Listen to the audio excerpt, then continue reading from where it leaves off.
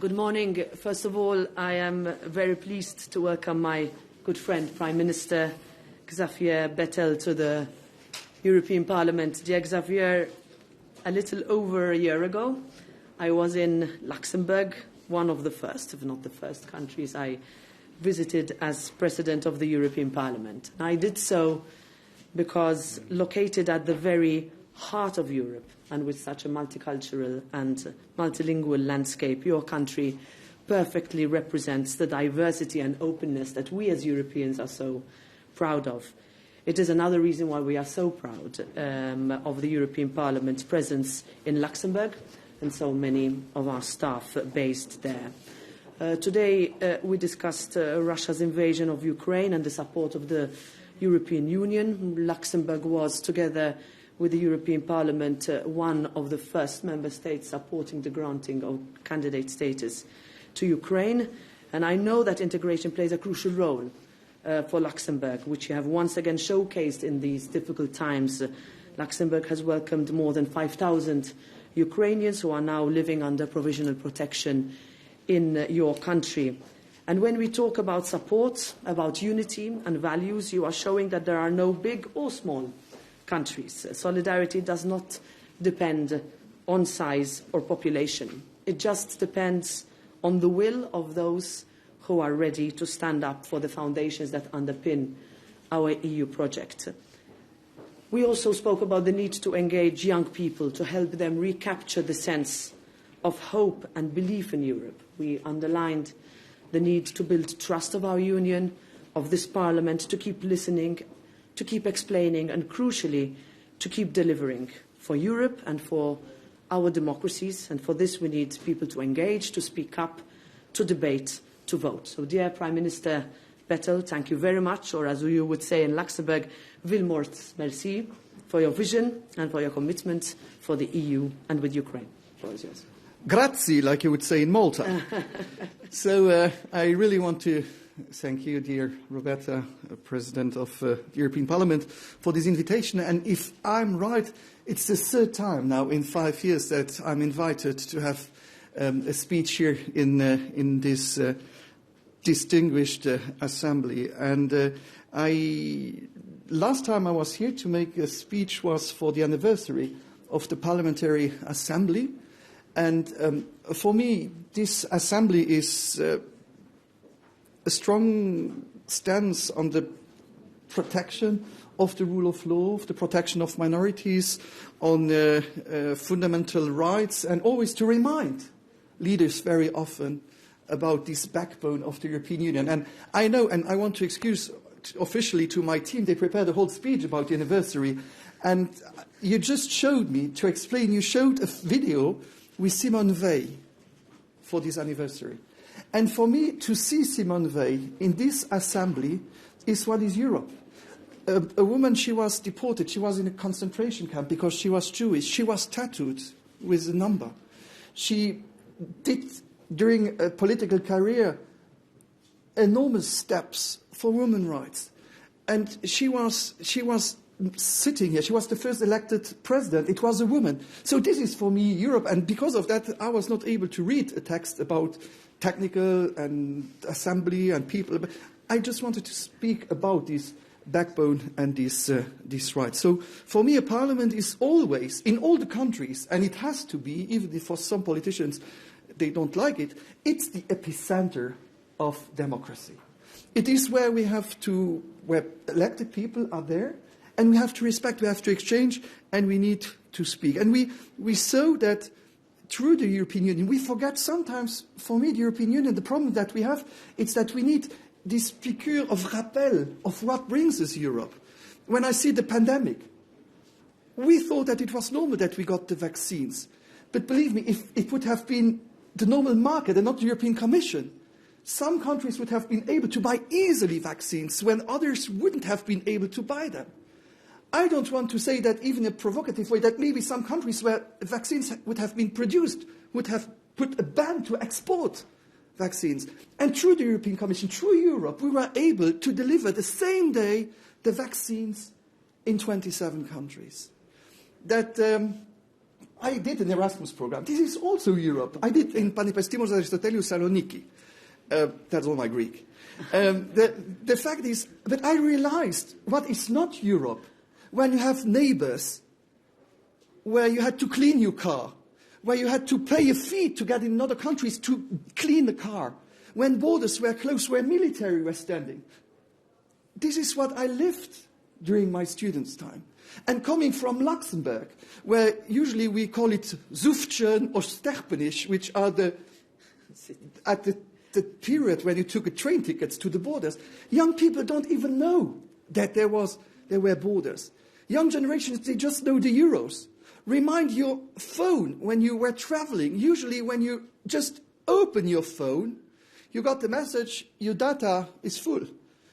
No money left. No more. And this is, Europe brought us so many things, and usually we forgot. And that was the strength of the European Union, is our unity. We showed it with the vaccines. We showed it with Ukraine. We show it that together we are stronger when we are able to take common decisions and stand together. Some people would love us to be less united, because a not united Europe would be weak Europe. And united Europe is a strong Europe. And so we see it that the humanitarian, military and economic weight has demonstrated in the Ukraine. The fact that we have a geopolitical, we are such an important actor. When we speak about common goals, and now for the moment, this is human, but crises push away crisis. We don't speak that much anymore about the climate crisis in some countries for the moment. It has been put on the agenda behind, which is still a main priority. If we want to give a legacy to the next generation, which will be that we want at least that they have the same quality of life, this quality of life we enjoy. And we cannot say, après nous, le déluge. So it is so important to show the importance of common goals. We have celebrated the 30th anniversary also of the common market. We just complain, but without forgetting all the jobs created, all the economic growth created through the internal market. I believe that we together have to continue to fight for these values, for a green transition, for a fair transition, to be this partner, respected also on international way, and allow me to, I would say it also inside, and not to have the reflex to close ourselves, to close our borders, to try that to be closed is an answer. Europe was always the most successful when Europe was open. Schengen is a success. The internal market is a success, and we should not forget that being open was the success of this European Union. And for me, I'm lucky. I grew up without a war and without a wall. But in this European Union today, we have countries who live behind an iron curtain. And I would be ashamed if the answer of migration means to build new walls. For me, the European Union was to take away walls and not to buy new walls. And we build walls, and we think this is the solution, because this means that everybody will have to take boats, because this will be the only possibility then to try to get to Europe, which is the most dangerous way, instead of trying to find common solutions, and that we have a system that's working, instead of just trying to not have rules, but to protect Europe, because usually you protect from a danger. And for me, we have to see how we can find solutions, not see everything as a danger, and to have walls or fences sponsored by the European Union would be a shame. As I told you before, for me, the European Union was to take away walls, to have peace, and not to build walls and trying to be divided. Sorry, and thank you so much for inviting me. You know there is always a risk when you invite me that I come. Again, you have the proof today. Next time. So next time, I hope so, because we have elections in October, so I hope that I can come again. But it's a pleasure for me to be here, because I belong to this, what we know as diversity, what we mean by being like we are, and I feel well, because I know that this is something we continue to defend. Grazie. Thank you. question. Yeah. Yes, a question from Luxembourg. Guten Morgen, guten Mittag. I have a question that's related to Luxembourg and to the European Parliament, to the President and to the Prime Minister. Yesterday you announced new sanctions against a Luxembourgish MEP, Monica Semedo, 5 months after the committee that's in charge of complaints filed its report. What took you so long to take the decision, and why did you choose yesterday for the announcement? Well, that would be my question. First of all, I refer you to the announcement that was made in plenary. Various steps always need to be taken in sensitive cases such as this, and because, in fact, of the sensitivity of that case, that is all the comment that I can give on this matter. To the Prime Minister, you were the one actually who attracted Monica Semedo into politics almost 5 years ago. Do you regret that you have done that today? And what's your comment on the fact that she has been sanctioned for the second time? And I have a tiny little another question. Are you today also here to apply maybe for one of the top jobs of the European Union, such as maybe the President of the European Council? Should we listen to your speech also in this way? Thank you. So I will start with the second question. No. I told you before, I will be very happy if I'm invited next year again to have a speech here as a Luxembourgish Prime Minister. So I want to run for being the Prime Minister of my country. This will be in 6 months, and I hope that the voters will give me the opportunity and the honor to continue to be the Prime Minister of my country. On the first question is, I have to tell you, every act of harassment has to be punished, if it's someone I know or not. This has been done by the President of the European Parliament, and I think I have to condemn the behavior for anyone causing harassment should be condemned, but this is a decision of the European Parliament, and I respect it. But I strongly condemned harassment. I strongly, because the consequences can be disastrous. Hello, good morning. My first question is for you, Mr. Prime Minister. You have a diverse community in your country, a big Portuguese community, and they are a good example of integration. What kind of ideas do you share with your colleagues? And my second question is for you, Madam President. You are being really active since the beginning of your term and giving more focus to the European Parliament. What can the heads of governments expect for you? And you discussed that you talk about Ukraine. Did you discuss what the President of Brazil, Lula da Silva, said regarding this issue? Thank you so much. So first of all, on the second part of your question, we focused on the prominent role that Luxembourg has played in welcoming and always being a country that has, let's say, for us, Schengen is synonymous with Luxembourg. I also belong to the Erasmus generation, and it was that program that gave the possibility for a generation like mine to look at countries like Luxembourg as the model which I wanted to see for my country. I come from an island.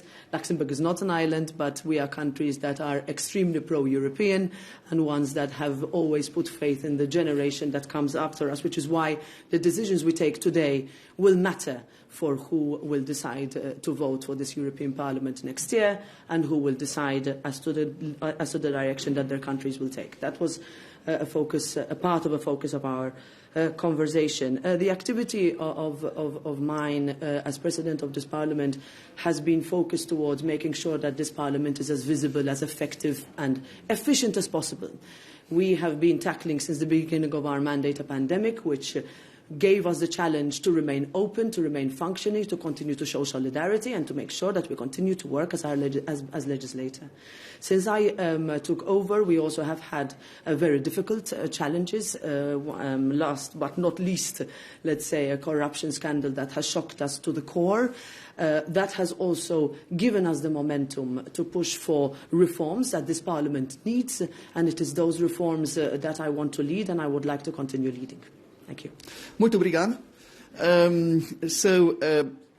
We just welcomed the President of Portugal and also the Prime Minister of Portugal to Luxembourg.